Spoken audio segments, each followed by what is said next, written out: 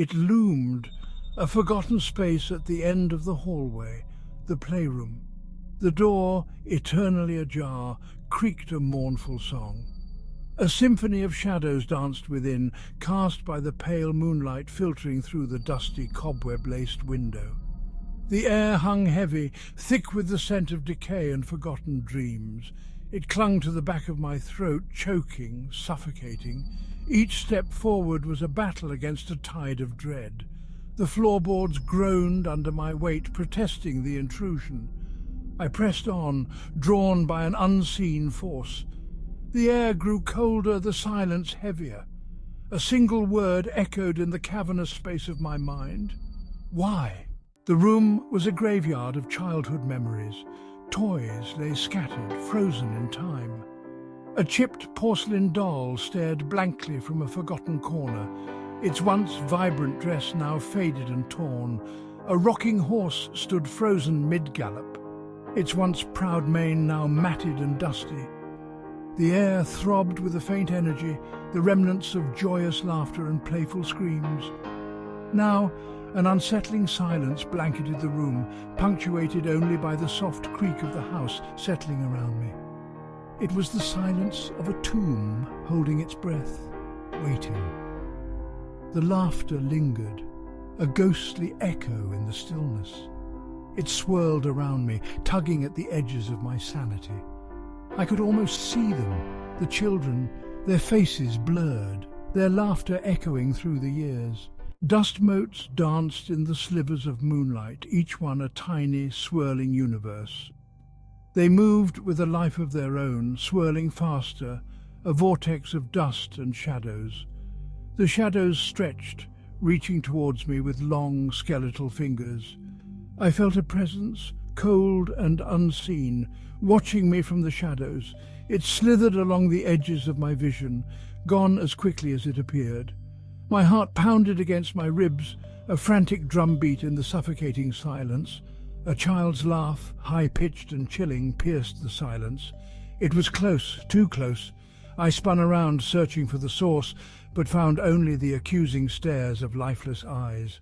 The whispers started subtly, a low murmur at the edge of hearing. They slithered through the darkness, weaving between the discarded toys, whispering secrets I couldn't quite grasp. I strained to listen, my blood turning to ice in my veins. The whispers grew louder, more insistent, a chorus of voices rising from the shadows. They spoke of forgotten games and broken promises, their words laced with an ancient sorrow.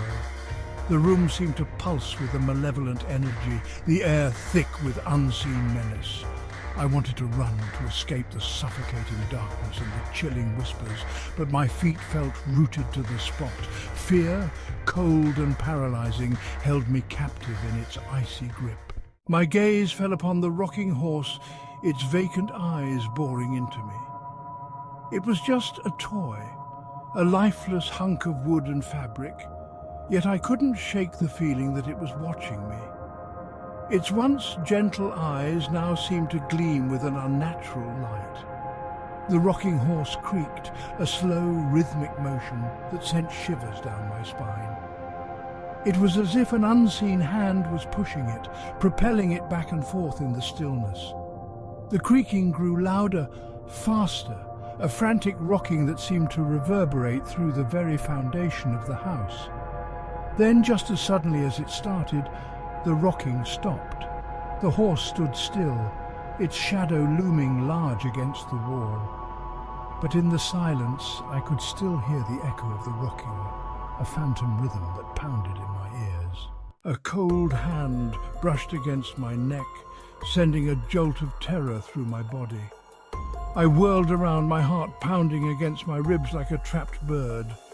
The room was empty, the toys staring back at me with their lifeless eyes.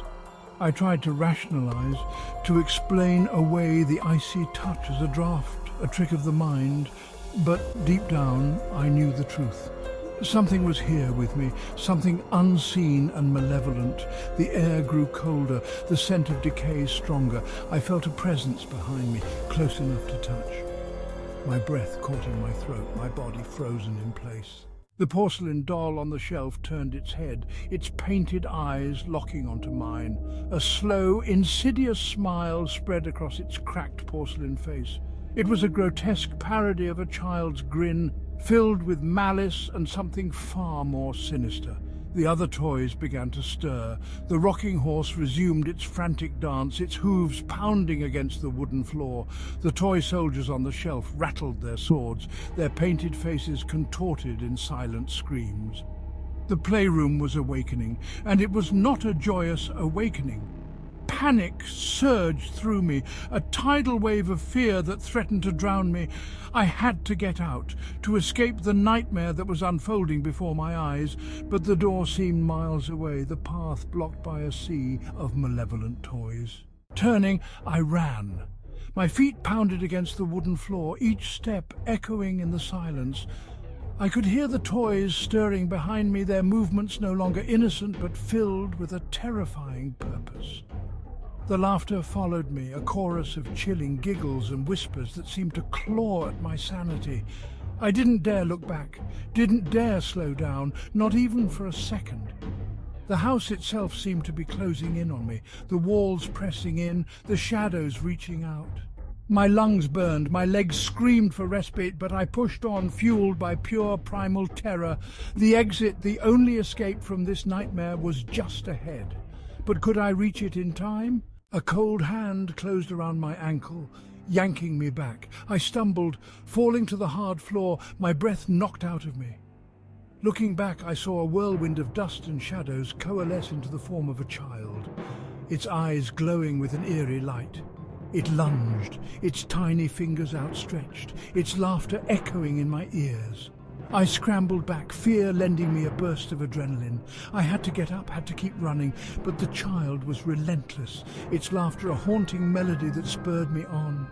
The air crackled with unseen energy, the very walls seeming to vibrate with the force of the chase. I could feel the child's presence behind me, its icy breath on my neck. It was toying with me, herding me toward some unknown fate. I burst through the playroom door, slamming it shut behind me. The sounds of the chase were muffled now, the laughter fainter. I leaned against the door, gasping for breath, my heart pounding against my ribs. I was safe, for now. But as I looked around, I realized with a growing sense of dread that I was not back in the hallway.